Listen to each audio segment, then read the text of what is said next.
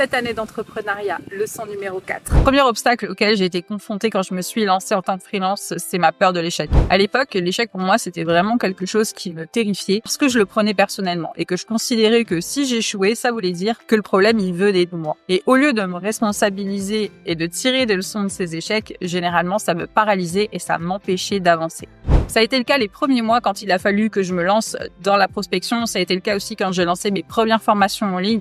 C'est quelque chose qui m'a quand même suivi et sur lequel j'ai dû vraiment travailler pour pouvoir changer mon état d'esprit et surtout ma vision vis-à-vis de l'échec. Et en fait, je me suis plutôt inspirée du modèle américain puisque culturellement, chez les Américains, l'échec n'est vraiment pas perçu de la même manière. Là où en France, on a le sentiment que l'échec, c'est souvent jugé comme quelque chose qui est négatif et une fin en soi et finalement la fin de l'aventure. Aux États-Unis, on a vraiment cette culture de l'échec et cette idée de croissance derrière et ça veut dire que finalement, plus tu échoues et plus tu te rapproches de ton résultat. Et du coup, moi, c'est cette vision que j'ai choisi de garder aujourd'hui.